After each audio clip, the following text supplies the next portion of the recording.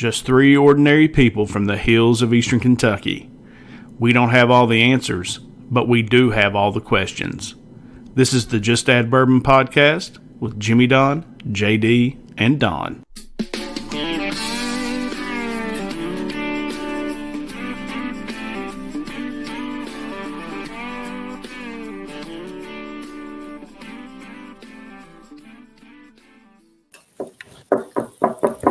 What's going on, everybody? Welcome to the Just Add Bourbon podcast. I'm JD Damon. I'm Don Giesica. And welcome, everybody. It's another beautiful evening here in the hills of East Kentucky. And Don, big day here in Martin County coming up this week. Tuesday is the primary election day. What do you think? Boy, don't I know it? Big primary day. I don't know what's going to happen. I wish everybody good luck. I know it's, a bunch of great candidates. We established that when we did the debate. We love them all. We support them all. We like everything that every one of them posts, or I do anyway, because I'm not a voter in Martin County, so I can support everybody and like everybody. I can go out on a limb because I'm not a voter, and I can say that I really, truly, I have concerns that I wonder if there's any real change on the ballot. Yeah. So, or if it's going to be more of the same. And, right. I've expressed my concerns about the ballot, but I wonder, hey, Jason, we've missed you. But I've expressed my concerns about, Martin County is a small town. I love it. It's my hometown. My mom lives there. My family lives there, with the exception of my siblings. But we have all watched Martin County decline. That's not me being rude. That is me being factual. Wouldn't you agree? Absolutely. So I'm hoping that the ballot, when I look over the ballot, I hope that there's some change in there. I wonder if there is, or if it's just going to be more of the same. Yeah, I mean, that's always a concern, especially with these small town, ballots. And my prediction for Tuesday is a bunch of Republicans are going to win office and no Democrats. Right. No surprise there. Yeah, there's not a Democrat anywhere near the ballot, right? How do you feel about these local races being like party affiliated? Do you think it's a little bit silly, or am I alone on that? I do think it's silly. You know me. I'm a Republican girl, but I'm not. Because I'm Republican doesn't mean that I'm threatened or scared by Democrats. You need both sides to checks and balance each other. And the evidence is in the pudding. So, the county votes red. We did have, I guess, a Democrat judge, though, for years, a judge executive. So we did have a Democrat judge executive for years. So, but a Republican fiscal court all those years. But always a Republican fiscal. Yeah, I would like to see somebody go in and definitely look at the evidence that's before them, and you're going to have to go against the grain. And hey, Eric, get that switch. Yeah, but you've got to go against the grain of what we have been doing in Eastern Kentucky. Yeah, and that's going to be hard for a lot of them to do. Yeah, I think so too, because a lot of them will be holding the families or holding the leaders or people who have been calling shots for years and years, and it's going to be interesting to see. I think I really do feel like there's a real opportunity for Martin County. I think there are some good candidates on the ballots. I think just quite frankly, there's some terrible candidates on the ballots. But we'll see how it all shakes out on Tuesday evening. And I plan on going over to the courthouse Tuesday evening and see how things go as the results come in. I may see you over there. I've never done that, by the way. I've never been a part of that. Really? See, I do election. Todd and I do election watches all the time. We're always keeping an eye on everything. It doesn't have to be the presidential election watch that everybody does. We watch it all. But I don't know. I think it's exciting to see, especially after we've invested in this election. We've given everybody a platform. We've all heard all the candidates. I would like to just be there just to support the hometown and, be there for the ones who will be conceding that night and be there for the ones who will be celebrating that night. Like I said, I'm a friend to all of them. Right. I want Martin County to win so bad I can't stand it. Well, that's how I look at it. I want people that showed up and voiced their vision for the county to win. I don't want people that decide not to come out to the town hall and speak their piece.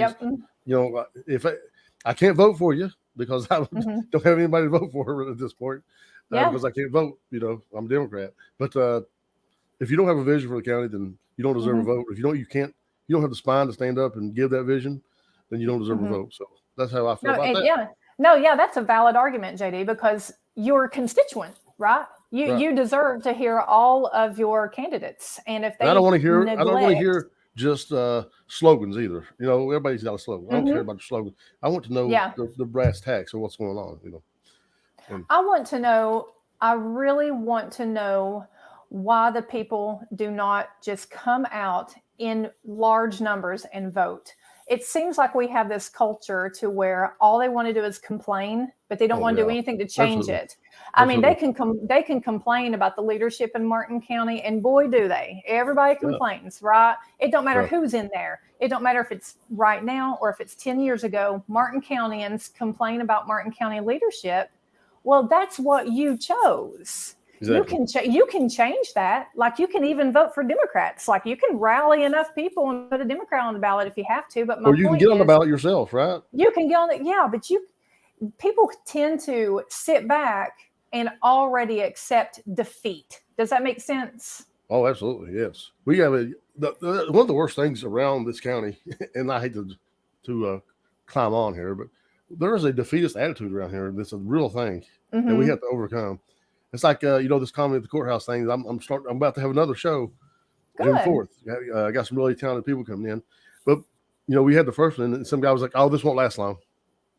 It's like, bro, you don't even. What are you talking about? What does that even mean? Yeah. I mean, why are we rooting against trying to grow? Which we've talked about that, and I'm not bashing the county. I could go off and say the same thing about national elections, state elections, everything else. You've got big primary day coming up in the state of Kentucky this Tuesday. If you don't like how things are running, then this is your chance. You got to get out and you got to vote. I'm interested in one of the representative races around here, the Norman McCormick and the race against Bobby McCool. I think this will be a tight race too. I'm kind of interested to see. Yeah, I think it's going to be one of the more highly contested representative races. From as far as the Republican primary goes, it's going to be should be a tight one.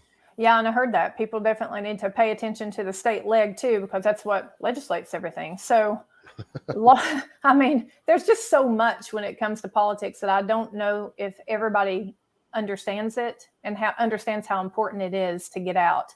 But get out. If you think that the elections in Martin County, that local elections are not important, and then you're sadly mistaken.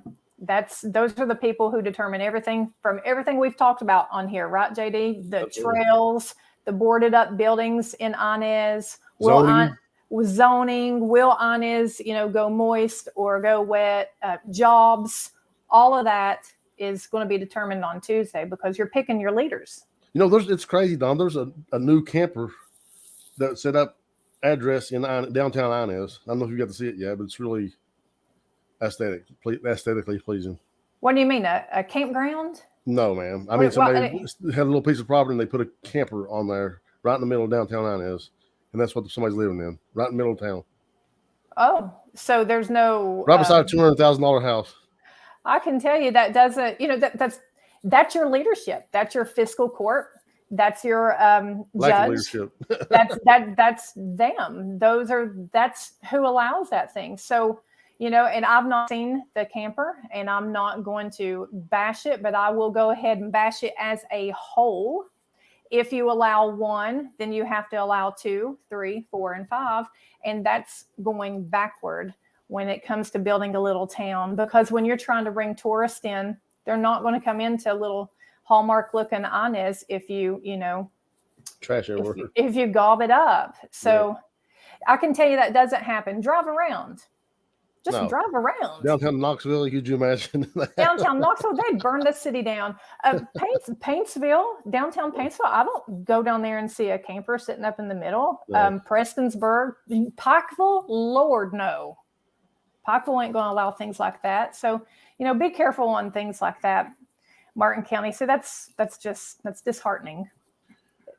But we just got a message from our fearless leader. He is out campaigning today. That's why he's not with us. He's out there trying to make a change for Martin County. And we should, I'm going to give my full endorsement to Jimmy. I know Jimmy don't want my endorsement. That's right. There's another magistrate asked me to put his opponent's sign up in my yard. I bet that went over well, right? Yeah, but Jimmy Don, I really, I like all those guys in District 2. All those guys running, I know most of them, like them all. But in my opinion, Jimmy Dunn's clearing the way. And the one person I will endorse on this show is Jimmy Dunn Kerr for Magistrate District 2, for sure, 100%. Well, so he's out campaigning today, knocking on doors and trying to finish up strong.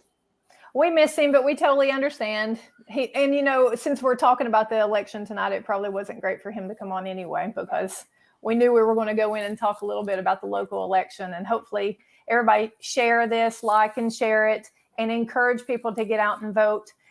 Vote for the candidate who you think is actually going to push the county forward, not the same. We really have to go away from the same, because the same has gotten you nothing. What we've been doing ain't working, guys, right? It's not working. I mean, I guess they had we haven't seen each other in a couple weeks. So we went through Mother's Day weekend, and then you guys went to the ribbon cutting on the new. So how did that go? It was a really nice event. We got to shake a lot of hands with people I had no idea who they are. I met the governor and shook Hal Rogers' hand. And was it Hal Rogers? Who it is? Is that his name? Mm-hmm. Hal Rogers, right? Yeah, he's been a congressman. And here's the thing, man. So check this out. Like, he announced some money for the water district, right?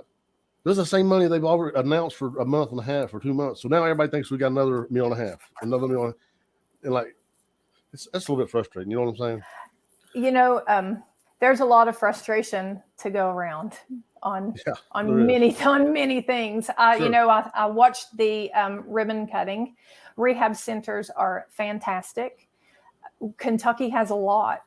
And did you know that this country as a whole puts in about $40 billion into rehabbing people? And we still, but we have the highest rate of overdose deaths that we've ever logged. That's an awful lot of money. It is. But I mean, that's almost I almost want to welcome you to the defund the police movement when you talk about that, because it's the same thing. We have this high rate and we keep on trying to police it and arrest our way out of it. It's just not working. So we're going to have to figure something out. It's not working, right? Something's not. We got to figure it out.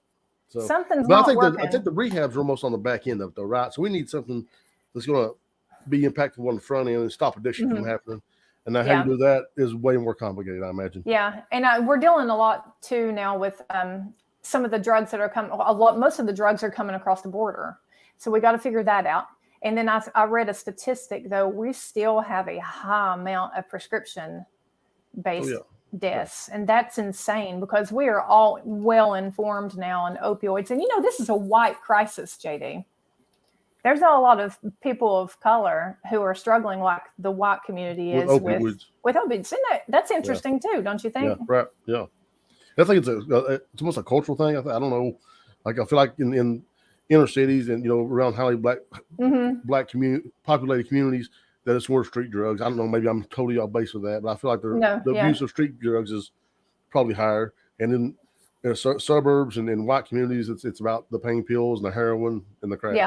I mean, every community definitely has its Achilles heel, for sure. But so you guys did that, and then what did I do? I came down to Tennessee, and I've been hanging out, and boy, has it been busy. But let me tell you, so Max is signing up for the Navy. He's enlisted into the Navy. Yeah, very cool. So we had a little event for him down here, and that turned out really, really well. And all of our close friends, we built a family down here in Tennessee. Sure. So all of them came, and then we had all of our local leaders. That was a blessing to see, JD. You would have loved it, but all of our leaders came out and prayed over him and gave him words of encouragement, and the American Legion came out. I don't know. It was a really nice military day, Does the Navy have like basic training, or do they have boot camp? Mm-hmm. Which one do they have? Because Army's basic training and Marines boot camp. I don't know about Navy and Air Force. Yeah, I would have Todd would be able to say, because he went through it. I don't know what they call it. Yeah. All I know is he's leaving in August. He's leaving in August. He has his date. Yeah, and he's that's a little baby boy to us. So what does he leave out? Does he go with MEPS in Knoxville? Is there MEPS in Knoxville? Mm-hmm. Yeah, we've got everything here in Knoxville. So he already went through all of that. And he's got his date. He's got it. Sworn in and all that. Yeah, he's all that. He's a sailor. So is he full-time? Is he full-time Navy? He'll be active. Active, yeah. Okay. Yeah. So he's going all in. He's going to attempt to get into the diving program. Okay. So he wants to do that for about 4 years and learn how to dive, and then, either re-enlist then or get out and maybe be a diver for like BP and stuff like that. Yeah. Those big companies, they have these underwater divers that go down there and work on those rigs. Boys just live to scare their moms to death. That's what they do. I think y'all were just birthed into the world just to worry us. Chase is joining the aviation program at Marshall in the fall, so he's going to become a pilot. See what I'm saying? I mean, I think it's great. My mom's like, "What are you talking about?" I know mine's going under the water and yours is going in the sky. But I mean, we have to have those, alpha guys, right? Or we wouldn't be the country that we are.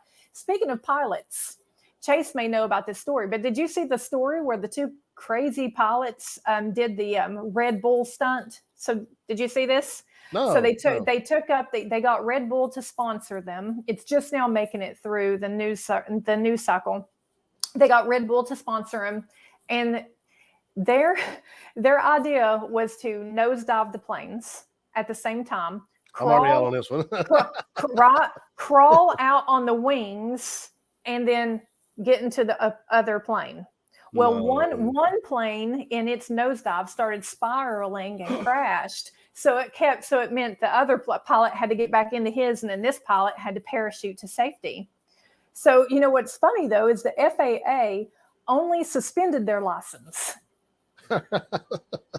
You just got a smack on the hand for that. I mean, think about all the people that you just, you put into danger, and it's coming out too. I guess it's a dirty story. I guess the pilot, who is the lead pilot, had requested a permit from the FAA to do this stunt, and he lied to like Red Bull and all them because the FAA declined that permit because they're not crazy. And they're like, wait, are you this seriously what y'all want to do? But so here's the real question. Here's the real crazy. Question. How much cocaine did they do before that? Is that what cocaine does? Like just make you like not? Well, that's just nuts. Really amps you up. I thought it sped you up. Oh, yeah, but I mean, I would have do that. I imagine something... you would have to be on some something hard, right? Some meth or some cocaine, and I mean, I would have to be. I would have to be just under anesthesia. Todd would just have to knock me out to where I just didn't care because I would have so much adrenaline hit me that I would burn through whatever type of drug that I was on before you talked me into climbing out of a perfectly good plane. Which is the way I understand it, is how meth would come about, right? Like World War II, they met these people up, and the kamikazes, I think, were on meth. I think a lot of the Nazis were on meth. They just run into people's spraying bullets at them, so you have to be wired up to the gills.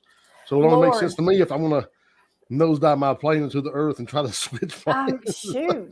I mean, maybe I don't know people. I don't know what's going on. I feel like that's one of those conversations you're like, man, I think we ought to. Let's try. Yeah. Switch planes, man. That's a Saturday night out when we're all hanging out and we just lose our mind and we decide, hey, JD, let's go do this. Yeah. Speaking of crazy. You know what would be awesome? You ever switch planes on weed? Yeah. Walk down the wing and jump into the other one. I mean, that's crazy. Yeah. Speaking of crazy, did you see the Buffalo shooting? Oh yeah, I did. Lord have mercy. That Straight up hate right? crime. Yes. Be careful.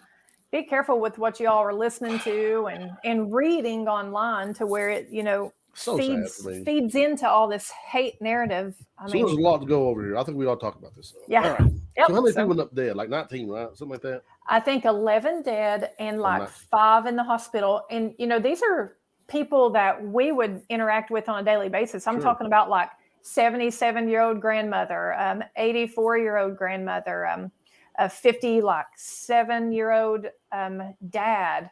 I mean, these are just everyday, ordinary people that were hunted down because they're Black. So this 18-year-old kid, now, JD, correct me, because honestly, I've only read a little bit because it's been really busy. But from what I understand, he drove 200 miles from his hometown in full tactical gear, helmet. The video was live streamed on Twitch. He had a helmet on. He had bulletproof vest. There was a gun exchange. Now, you know me with guns. I feel like minorities, and I rest my case. I feel like minorities, women and all that, you ought to pack or familiarize yourself with a gun because you have there's so much evil in the world, it seems like. Anyway, so there was a gunfight breakout. But it was from the security guard to the shooter. Well, you can't kill the shooter because he's locked down. Right? Yeah, he's locked down. I mean, he came with a mission. He left a manifesto. Yeah, they took it down. I know already. He did a psychiatric evaluation a year ago. So this guy was on their radar. What are we doing wrong when you have these people who get on their radar and then we just let them out into the population? But it's so hard, Dawn. I mean, it's tough. I mean, I get it because I want to jump on there with you, honestly. Like that was my first inclination when I seen that headline that he'd been probed a year ago or whatever they call it. And I was like, and they let this guy go. But imagine there's 300 million people in this nation. And how many people are on the radar? I'm sure probably because of my Facebook post, I've probably been on the radar. That's fine. There's a doubt in my mind. But so, and especially this podcast, right? So it's so hard though, like because at some point you got to make the decision: either we're wasting our time and energy and money by surveillancing this guy, or we're not, right? So when you make that call, it's tough. It's not as easy as that guy was on the radar. We should have just kept on watching. Yeah. I mean, I haven't read I haven't read the outcome of it. All I read was that he had an evaluation. I didn't open the article. I was out with Brooklyn when she was at a pool party.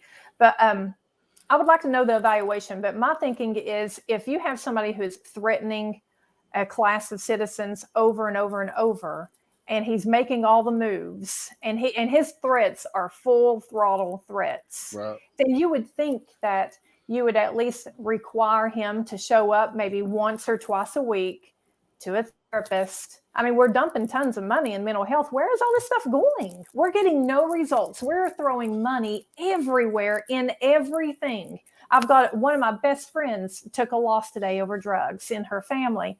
We're dumping money into everything and getting zero results. Right. There's something wrong. Where is this money going? We're getting a lot of really rich politicians and a really rich private citizens who own these various, whether it's rehab centers or mental health institutions or whatever, and we're getting no results. But no, here's the crux of that situation, though, right? It's because if let's say they've got this guy under surveillance and he starts making some moves, how do we start taking rights away from him? How do you that's a tough one because it's not. It's not black and white. We don't really know how to handle this situation, right? Yeah. And what's the saddest part of this, and nobody's talking about that I've heard, this kid's 18 years old. Yeah. He don't know shit yet. I mean, he don't know anything about life. 18 years old, he don't know nothing. And now, he's killed a bunch of people. He's ruined his life. I'm sure his parents and his family are devastated. Sure. And all the families of the victims left in the wake. Yes, absolutely. And all because of racism. Yeah. Of all the things, right? Of all the things. I mean, I could see if somebody did something to you and set you off into a rage, but this is somebody who just sat and festered. He just simmered all this hate rhetoric in his head and decided he was going to go out and hunt down some Black Americans. It's insane. This also gets me back to our free speech and the social media use, right? Because you have these platforms where this kind of hate speech and hate can be really grown, right? You got like a place like Reddit or 8chan or 4chan, I guess it's called now. I don't know. I hear they're bad though. I hear you can say whatever. You can get on there, and some of the things you can read and pictures you can see, the things that people do on there are But I mean, that's still trying to blame the tech companies all the time. No, that's what I'm saying. I'm not even trying to blame tech companies. I'm saying that's a fine line they're trying to walk and trying to figure out, right? Like with the Facebook or Twitter now that talk about, which is another story now that Elon Musk seems like he might be balking at this. Right. I'm more of a Twitter.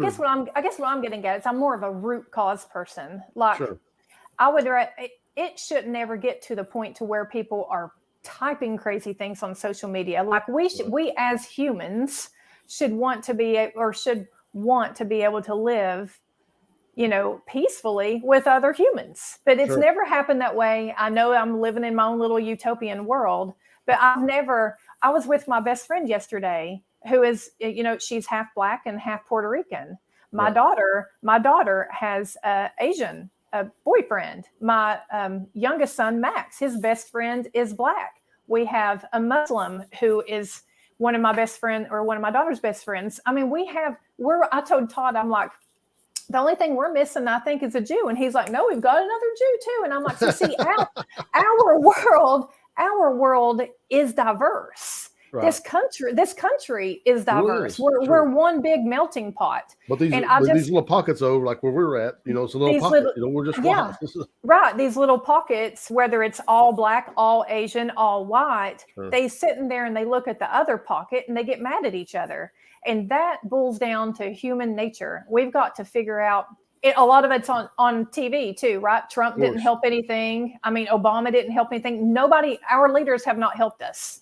So I've got an interesting theory about this, though. I think our reference point is skewed here in East Kentucky, and I'm sure as well for these, inner city black kids who they can go months and months without seeing a white kid. I'm sure in some places. And I've heard comics talk about growing up, being 13, 14 years old before we ever seen another white person, in real life. But our point of reference is always skewed, right? Right. What's our point of reference here in East Kentucky for a black person? I know growing up in the 90s, it was MTV. It was these big rappers, and this is how black people live, and this is who they are. And so now you have this predetermined idea in your head of that's what black people are like because we're so cut off, right? Right. The places you're going to find the least amount of racism is where you're going to find the most diversity. Yeah. And because they understand each other. But you find the most racism in the place where they're so secluded. And so you have these negative points of reference. Because all you hear on the news, you don't hear the good things on the news, right? You hear that's not where they make their money. They don't make their money with good news. Do you think that racism is just what we are? Because you see a lot of politicians and they're like, America's a racist country. Because see, I don't think we are. I think that we have just evil people like any other country does. But I don't think you just are born in America and you're automatically a racist. I don't think that. I think you're definitely taught it in some places, and sometimes even unconsciously that you're taught. So unconscious bias, I think a lot of people hand down to their children and grandchildren or whatever. And I think as these older generations depart from this world and leave it behind, I think that's going to become more and more of a thing of the past, which I think is a good thing.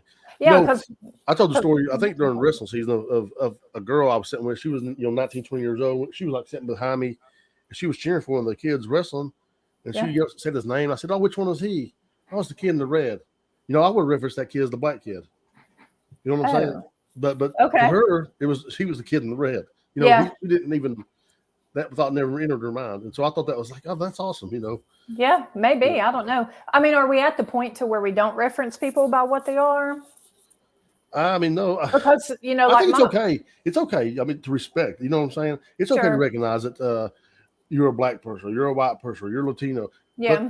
But, as long as there's not a degradation in there, it's fine. I think so, too. Yeah. Because, I mean, you're not being mean. You're just being it's no different than saying there's the blonde. Sure.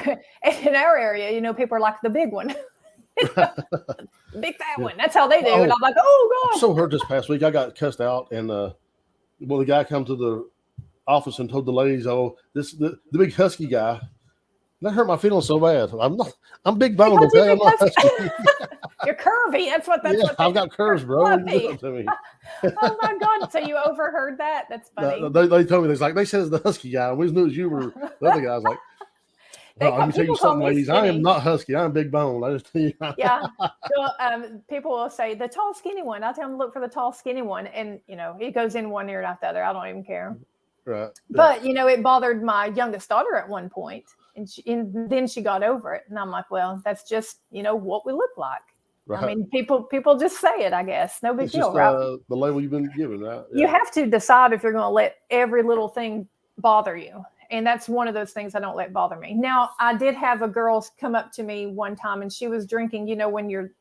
When somebody's drinking and you're sober, then it's always a mess, right? So she was drinking, and I understand that, and I've forgiven her because she was under the influence. But she did say, "You're a skinny bee" to my face, and she was doing it like in a friendly way, like, "Oh, I just love you, you skinny bee." And that one hit me wrong, I thought, because she did it to get a rise out of her group, right? Because I'd walked up on him. It was at our neighborhood pool, and I had walked up on this group, and so she was like, "Oh," and I thought so, and I did back at her, right? And then I described her body, Dawn being the victim again, guys. That's what we got going on here. Right? I was totally the victim. Nobody believes me, but I'm the victim. Me and my green tea. So I think it's so weird too. Another thing I experienced this weekend was, my daughter had some friends over, and my daughter is 16 years old, and they was like, "Hey, girls, let's go take a shower." And I thought that was the weirdest thing. Like, the girls do that. Were they getting out of a swimming pool in their bathing suit? They just was like, "Okay, it's time to go take a shower." They all went and took a shower together. Yeah, that's weird. I've never heard that. Yeah, and I've got girls all in this house, and they do not shower together. Okay, well, maybe now they do if they're at like camp. Yeah, if they do it like camp, and then one of my daughter's friends has a bathhouse. So when they're done with the lake or the pool, they go into the bathhouse, and it's like a communal shower. Yeah. And they'll get in that, but they have their suits on. Right. I know. So, and I was like, now, could you imagine those were two guys? Would that be cool? Would that be all right? No, we'd make fun of y'all. We'd be tearing you all up. We'd be tearing y'all up, totally up. What do you think about all this baby formula missing?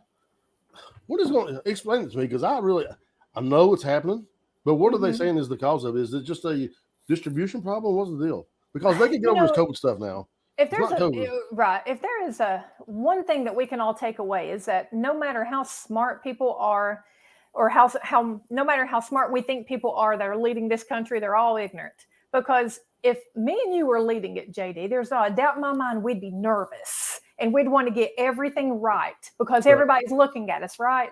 Sure. I would have a stockpile of a little bit of everything, and people are like, "Oh, that costs money." We're talking about infant formula. You can stockpile formula. Like, it's a whole thing. Like, it comes in powder and you can have a big bunch of it. You can stockpile. I wish we had a stockpile, but we do not. It sounds like another government mishap. The FDA doesn't want like the more nutritional formula to come in to the United States. So that would I guess what the information I read was different though, because what I understand is that the formula that is missing off the shelf is actually like 70% of the world market is produced here in America. Mm-hmm. And so I'm trying to figure out, is a government responsibility? Isn't that like a private industry though, right? Like this is something that's not had a hiccup in years and years and years without the government intervention. Well, the government determines what we're able to do and what we're not able to do. So so the FDA is the reason why the Abbott plant is closed down without even any direct evidence. So what happened was there were 4 infants that come down with a bacterial infection, and I can't remember if all 4 died or if 2 died. Y'all have to Google that. But either way, there was loss of life with the babies. So that caused the FDA to go into an investigation, and they think, they don't know, they think that it might be from the distribution plant. So they shut it down. Well, we have another problem too. And it's, just a side effect of capitalism, but you do have 3 or 4 companies that have the whole market here. Right. And then, so when one of them go down, then you're hurting. And Abbott, the one that they shut down, I think is one of their bigger ones. But it's still another hit at women. So I've seen some of the craziest stuff on Facebook because a lot of people are posting like, just breastfeed. Now, just breastfeed. Why did I think about that? You don't do that. Wow, that's what these are for. But I'm telling you, I've seen some crazy posts, and they're like, "Well, just breastfeed, make it easy." And I mean, this is women talking to women, just attacking each other. Yeah. And what do you do with people who adopted kids? What do you do with the mothers? Like, I breastfed Reagan, and she made it. See, she breastfed you. The first 3 or 4 days, you have what comes out is called a colostrum. And then after that, you get your actual milk. And then we kept breastfeeding. Well, the next thing you know, I get 103 fever. And it turned out that my C-section scar got infected. Well, I had to shut my milk down in order to take really high-powered antibiotics to save my life. Right. So she had to start formula. Right. Yeah. So, you have situations like that are important on how we raise our kids. Now, in Europe, they do things differently. There's more options, but we don't have a lot of options here. No, I think Jason asked a great question. I mean, I don't know if They died. We had a really high infant mortality rate. Yeah. So there you go. Yeah, a lot of babies that start. We still have a big mortality rate with moms, but yeah, we lost a lot of infants. If you remember, when my grandmother and my great-grandmother, they didn't name their kids. They wouldn't even give them a name until they were like 5 years old. See if they're going to make it. To see if they were going to make That's it. crazy to think of, right? I mean, I chuckled, but that's really, isn't it something? Some chilling thought, right? Yeah, they died, but then they had to learn. So then they would take. Did they have wet nurses too? You had wet nurses. They would use, of course, animal milk. But then a lot of mistakes were made because, women would get desperate and then you would accidentally put too much water in the milk and then that would knock the balance off. And then, it's just a mess. It's a mess. But we have lots of formula going out. What is he saying? That's on the lady quit her job so she could stay at home and produce breast milk for people. Wow. That's awesome. That's a great one. Yeah. And that's another thing. Jason's probably inadvertently, it didn't mean for me to bring this up, but that's another thing. Now, when I breastfed, I have always been in a privileged position of being able to stay home when I had my kids. So I would just quit my job and I would stay home. And then after I got the girls to whatever age I thought was appropriate, I'd go back to work. Not everybody has that opportunity. And to breastfeed, it's a whole deal. And like if your baby is sleeping too long and you need to be relieved and your pump is down or whatever, or you're at work, no wonder they shut their milk down. Right.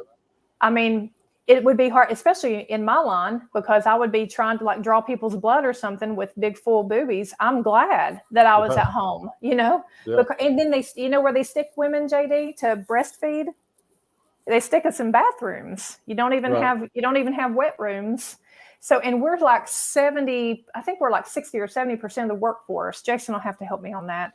But women are a big part of why this economy moves. Yeah, of course. Yeah. And you should probably think about accommodating us a little bit. Yeah. And there's a lot of, women who have breast implants, stuff like that. They can't breastfeed, right? Is that the thing? I think some of them have trouble, but I think some can, but I don't know. I wouldn't be able to answer that totally. I know that some have trouble, but I think I heard that some can. But yeah, maybe we should stop sharing. Yeah, and I agree with that. Maybe we should stop sharing what little formula we have left with other countries. And I know that sounds mean. It sounds mean, but I agree. Well, you agree too, JD. I don't know the ins and outs of it. I'm going to defer from having an opinion on it because I'm not educated enough about the subject to have one. Yeah. Well, I think what he's getting at is we have a large holding of migrants and we're sending formula down there because they have babies and you want to feed the babies, so lots of people's opinions are let's feed the Americans first. And I'm of that mindset at this stage, but I'm not a mother who has to make that decision because if you put me down there and you hand me a migrant baby or you hand me one of my neighbor's babies, I want to feed them both. Or if you're a migrant mother at the border, or whatever, wherever you're at. You have a different opinion. Yeah. So exactly. So I would rather put it right back solely on the FDA and the government. Make it to where you can push these companies and say you have to have. We have learned a lot. You need to have X amount of baby formula, toilet paper. Remember the toilet paper rush? Yeah, that was craziness. Mask, PPE, all of this stuff. Somebody needs to be writing this down at the White House. and going, amazing. Okay. I mean, you would never think about the things that can cripple the economy or the country, right? I mean, baby formula would have been way down on my list, right? Yeah. Everybody would have gas, oil, but baby formula would have been way down the list. But here it is. I would have never dreamed it, and here we are because it's again you're affecting women, and not to mention babies. And now we have all these babies that have all these allergies because we just. So speaking of women, have you kept up with the Johnny Depp Amber Heard case at all since the last time we spoke? Lord, what a bunch of weirdos! No, I haven't. Honestly, I'm completely over them. I mean, the fact that she took a dump on his pillow, I still can't get over that. That was it for you. I'm done. I mean, it takes a lot of effort to do number two. Like you have to first off go to the bathroom. If you're normal, you're going to go to the bathroom. In her case, she goes. You have to take your bottoms off. You have to squat a certain way. Like this isn't taking a pee-pee. This is a full number two. You have to sit still, let it come out to directly hit it where she wanted to. You're so many levels of crazy. I can't even handle you. Yeah. So I guess he was doing looking really, really good until she took the stand. But she took the stand, and some of the things that she relived or claimed happened. This is going to be interesting. It's an interesting case, honestly. Like I'm like you all. I am about tired of it, but it's like watching a train wreck. I can't look away. They keep covering it, so it's kind of in your face. It's all over TikTok too, to be honest. It's all over TikTok and social media. Yeah, and it's like so you see this video of a snippet of something he said, or he's been a smart ass all the way through all this whole hearing, and I gotta go find out what he was saying that about. What was going on? Why did he feel the need to say that? Because I guess there was at one point she talked about him having a jar of cocaine, and he was like a jar of dirt, because of the Pirates of the Caribbean, huh? Yeah. Oh, jar! I didn't even know that was a jar of thing. cocaine. I swear, I'm so boring on stuff like that. I didn't even know it was a thing. I can't believe Johnny Depp wasn't flying Red Bull planes. Yeah, I think it's the product of two people who burn their brains completely out. And, of course, there doesn't seem to be some solid evidence of spouse. Were they married? They were married, spouse abuse, but from the woman to the man, directed to the man. And I guess she's been in contact with him during the trial. She's texting him and stuff. Yeah. It's saying, I would win this case if you're a hot lawyer or something like that. Huh? Yeah, it's stalkery. She's the type of girl that I hope my boys never drag home. I bet she's all kinds of fun in the bedroom. I bet she's. Yeah, she's probably wild. Yeah, I don't know if that's fun. I don't know if that'd be fun or that would distract me. Like if you're swinging from the chandeliers or something weird, like what you would imagine that I bet we can figure it out. Yeah, well, you probably would, but I'd be like, I gotta go. I got a text. I gotta go. Yeah. That's not what do with me. I don't know. She's a weirdo. Speaking of women, they have not stopped talking about abortion. Yeah. Yeah, I mean, everybody's got something to say about abortion. Everybody. Yeah. And I have to concede. I think that you or Jimmy Don or maybe both of you asked me on here one time about abortion, and I said it's already the precedent's already said it's done. And then that's what they said. As they were being questioned in Congress, right? That's what Brett Kavanaugh said. That's what Amy Coney Barrett said. The president has been said. It's the laws. It is what it is. It's yeah. And I mean, and I understand both sides. I really do. And I know, I do. I understand the Supreme Court justice, the draft that was leaked to the press. And I know that people, you have the Democrats that think that's not a big deal, but that actually is a huge deal. So you have to imagine if that was flipped and it was a liberal court that leaked or was writing a draft on like taking guns away, well then it would be an uproar just like it was with abortion. So I hate that happened. I hate how it came out. But I also have to say, and it doesn't bother me that it's going to the states. Like I'm a state person. I'm a Republic person, right? But JD, have you seen some of these trigger laws? Have you read up on some of the trigger laws? Have any of you watching read up on the trigger laws in the various states? I know I've read, just via Twitter and stuff like that. I'm not actually taking the time to delve into them. No, I'll be honest. Well, I believe Kentucky has a trigger law that's 30 days. If the Supreme Court follows through with what we think will happen with the draft, and let's say they remove that federal protection for abortion and they punt it to the states. Well, then, and this is where I'm kind of with them, because then the people get to decide on how you want your state to handle abortion. You put it in the power of the people, because the state of Mississippi is one that brought up this abortion thing and looks like they're about to win, I suppose, right? Anyway, so Kentucky has a trigger law in place. I believe it enacts itself 30 days after the federal protection is removed. Tennessee also has one. Ours goes into effect immediately. So I'm like, okay, so I just kind of dig in just a little bit. Some of them are pretty egregious, because I'm a pro-lifer, you're pro-choice. We've established that. But remove that, and then we have to go to abortion as a whole and look at every single case. And I've always argued that case by case, it kind of needs to, be an option. Like in one instance, I got into it with a lady, and I was like, well, what if you go and your baby is 26 weeks along, or whatever, 14 weeks, 8 weeks, whatever, and it has only a quarter of its brain. In some states, she will have to continue with that pregnancy, whether she wants to or not. So in that case, you are absolutely doing a detriment to the female, because we've all known pregnant women or had pregnant women in our lives, right? And yes. I've been pregnant. And when I got pregnant, it was an elation. I was super happy, super excited. I removed everything. I wouldn't even eat chocolate, JD. I mean, I didn't. I wouldn't drink my green tea, none of that. You're taking somebody who would be super happy, and then now you've told them that their baby will die after birth, but you're going to force her to continue on for 4 and 5 months of her life. She's not going to get out of the bed. She's going to cry. I knew a girl, one of my friends had an amniocentesis to have a test to see if her baby was going to have Down syndrome. And that test has a really high, negative rating. Like it didn't work very well at this time. So they gave her a positive result, and she thought that she was going to have a Downs baby. She stayed in her closet for 3 weeks, and her husband couldn't get her out. He flew her mother in and everything, but it mentally crushed her. And then she goes and has a test repeated after mom gets in, and she finds out the baby's perfectly healthy. So you see all these little nuances there.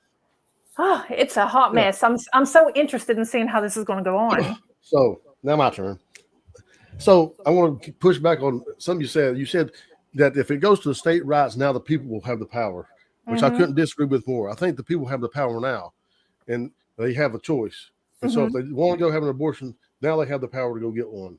And if you live in Missouri or Mississippi or Alabama or some poor state, Kentucky, and you're a holler girl, and you have the power of the people, they have it now.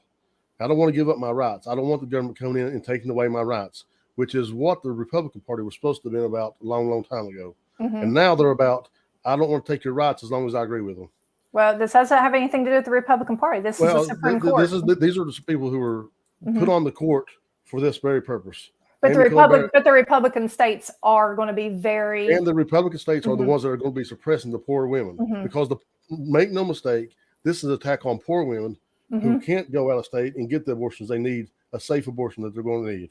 They're going to be forced to have babies they can't afford and be stuck in many, many cases. So the power of the people have the power now when they have the power of choice. So that's my kickback on that. Secondly, Brett Kavanaugh and Amy Coney Barrett got in front of Congress and testified as Roe v. Wade is established law all, and now they're just making it out that they're definitely just liars. Right. Well, we don't know how they're going to make it out. According to what has been leaked, and we know how they're going to vote. Well, that's why they were put on there. So it's interesting to see. Women have more power though than abortion, and so do men. And I've argued this before. But this is a right that they currently have though that's going to be taken away from them, and I'm not in favor of it. Well, every state is completely different on what you can access right now. Abortion still has federal protections, and right now, each and every state has a different rule on when you can access one. But I agree with you that they can access it easier now because there is a federal protection. Once that's removed, you will still be able to access abortion, but it will be tightened much, much more. And it will be tightened in cases that even me as a pro-lifer, I would squirm, because I don't know if I could carry a baby who was dying inside of me. I don't know what that would do to me. Right. I don't know what that would do to my daughter. I don't know what that would do to my best friends. And I don't want to make that choice for them. Me, I might be able to do it. I don't know what it would do to me. I might be able to do it, might not. That's the whole point. That's what I'm getting at. That's why it's important to have choice. That's why, everybody wants to say always pro-abortion. No, I'm not. I'm never considered abortion within about 3 kids. Yeah. But I am for all of us having the choice. My life is not your life. I don't want to control what goes on in your life. I think that I hate abortion. I hate the idea of killing a baby. But the only thing worse I can think of is a baby being born to a situation where it's not loved and have to grow up in a house with no love in it. That's the worst. We always have adoption available, but that's a whole nother argument because they make it unattainable. Yeah, of course. Yeah. I mean, if you're trying to adopt a healthy baby, you're looking at $25,000, $30,000 and you're on a wait list. Right. But you can go through the foster system and foster kids attached to a kid and then it get jerked away from you, So it's just, we've got so many things that we could do better on. But with abortion, they're never going to let us do better on this because this is a highly politicized topic.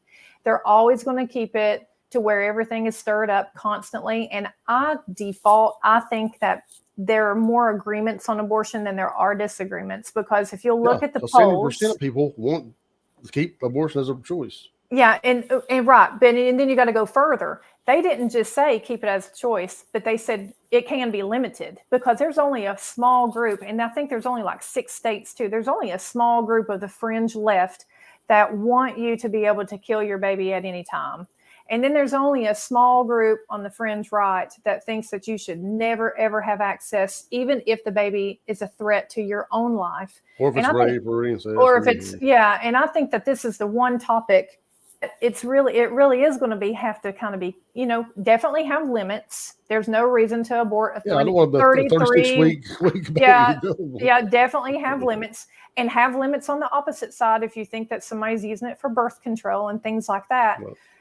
And then you can always remove the taxpayers out of it, and then you can eliminate a lot of arguments. If you want to fund abortion, you can be able to fund it privately. You can give donations to places. I've been thinking about this a little bit, though. We've had this conversation before, but aren't we better off, paying for an abortion, $700, than to have to pay for, that mother stay on welfare for 10, 15 years maybe?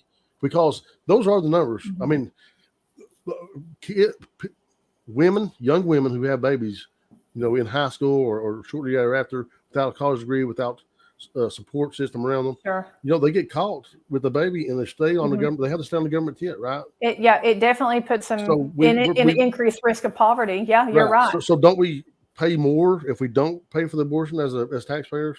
We do, but they have a chance at life, and that's the argument. See, we are always going to start at different gates because you don't think that life begins at conception, and I do.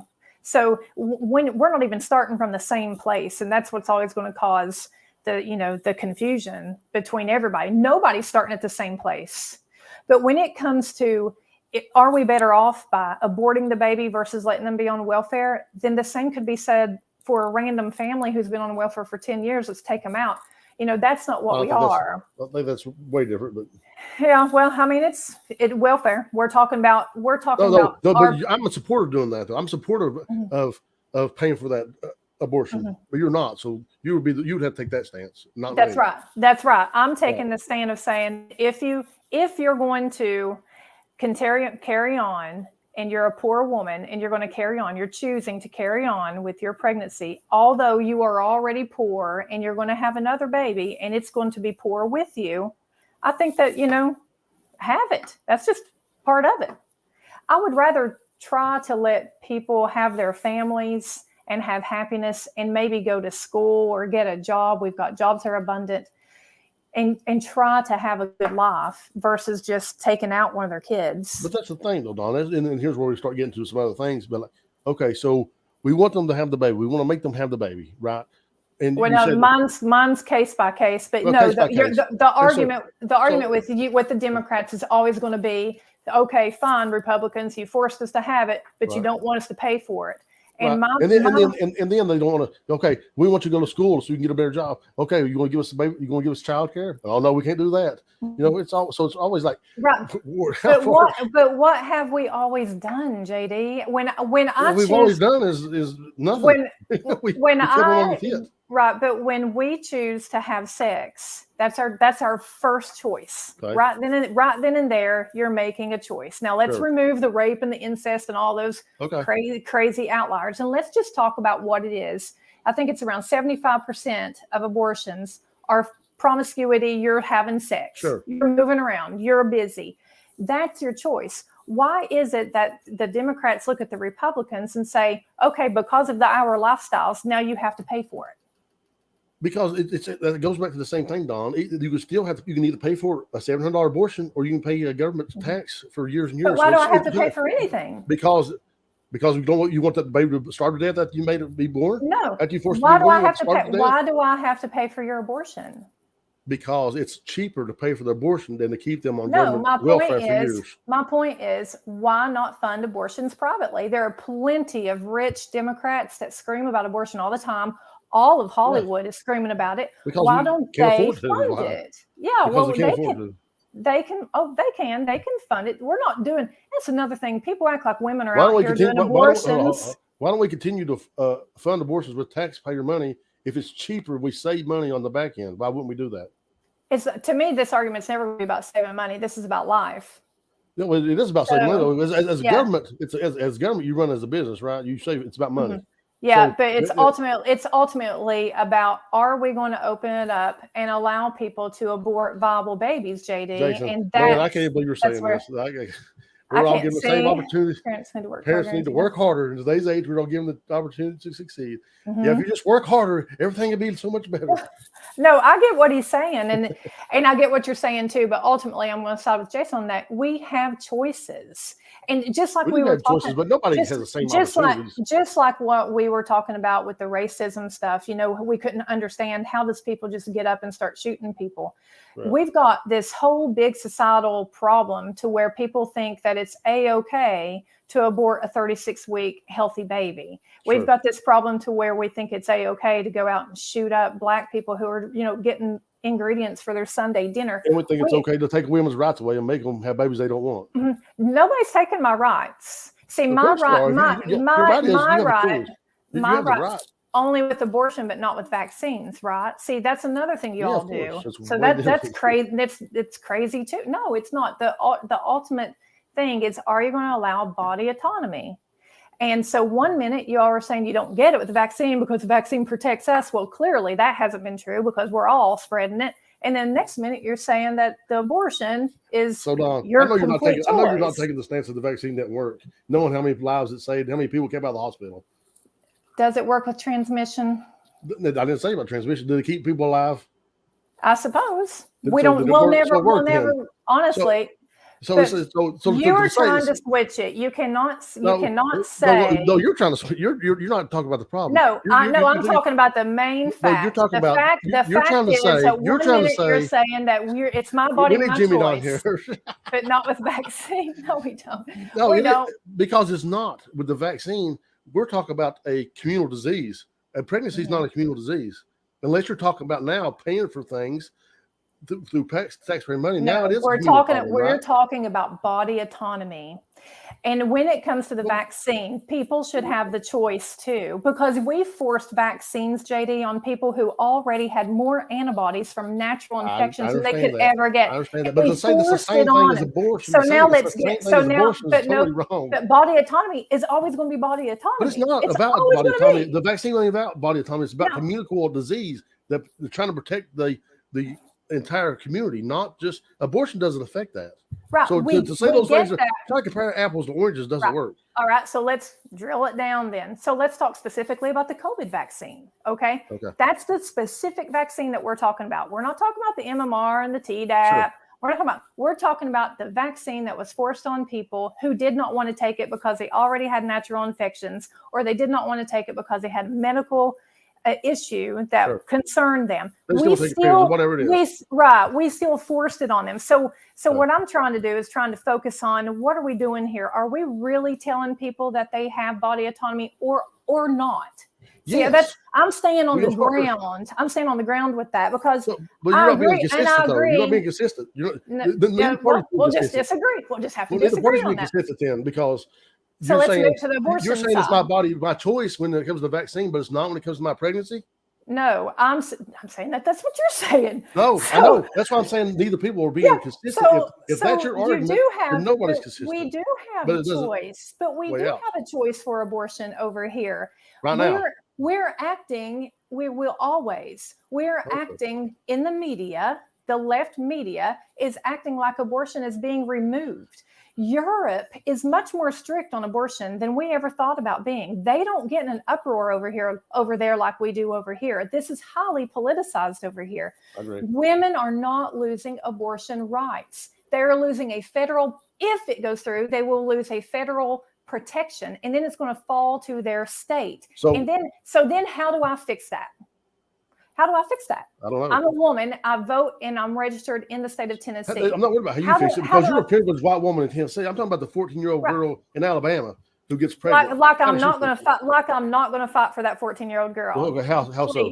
Please, because this is how.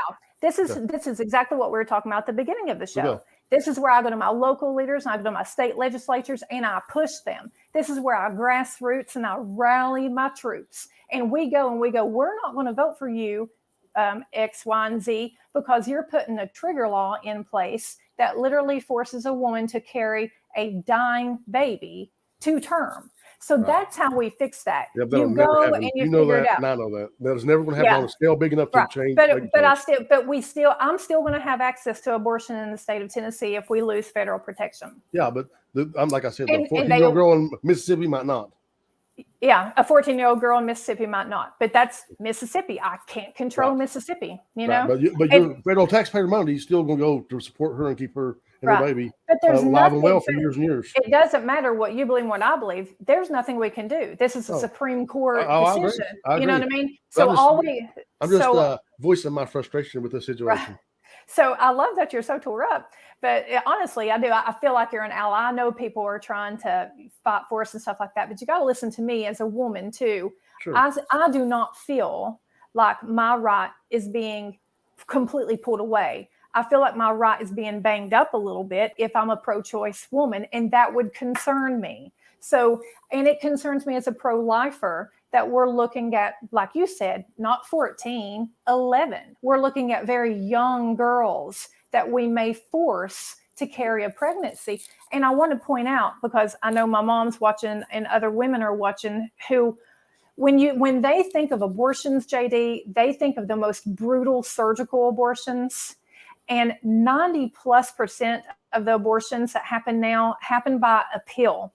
So we're not talking about ripping a baby out and, you know, all these things. And I know that Planned Parenthood's gotten tangled up in stuff like that for research and things like that. They do happen.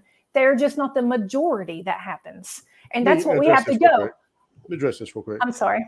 JD is assuming all abortions are people. I'm not saying that, Jason. What I'm saying is the most vulnerable among us are people who are poor.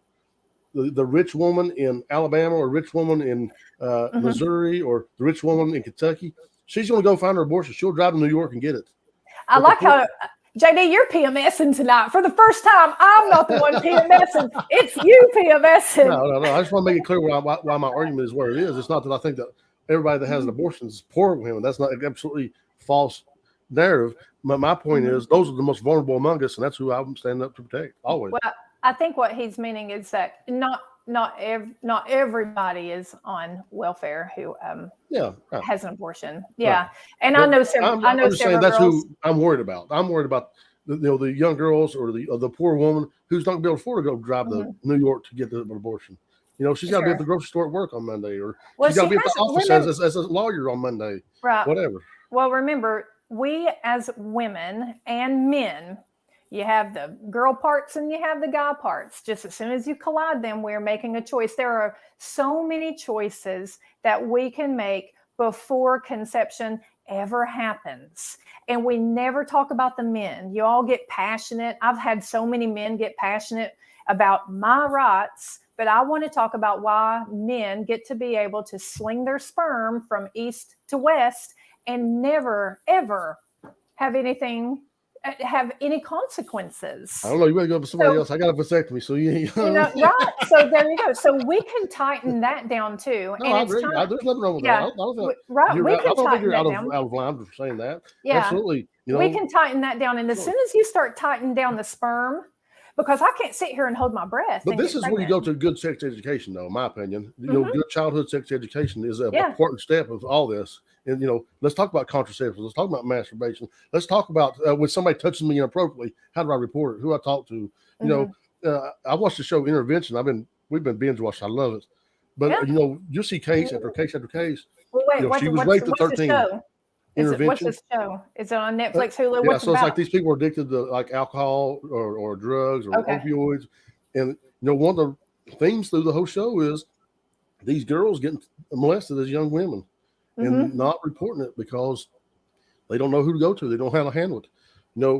Let's get a good sex education program going in this nation where when girls get touched or boys get touched. No, I agree.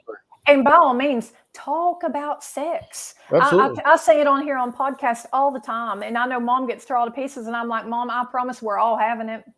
Everybody's having it. So because it's something that's animalistic, everybody's having it. You got to talk about sex it. Ain't dirty.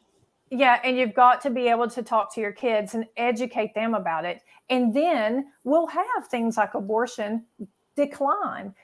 Nobody wants to. The abortion pill is toxic. Nobody wants to take that time after time. I promise you, they don't. These are usually situations that a lot of bad choices have been made. They got pregnant. The dad took off, and they feel trapped, and they feel like it's easy to take a pill and get rid of it. I totally get it. I just feel like the men need to have more of a little bit of skin in the game. Yeah. I mean, you guys, I love y'all, but you get by with a lot. I mean, you get to, I can't argue with you. Yeah. You get to hit it and blow a nut and then take off. It's insane all the time.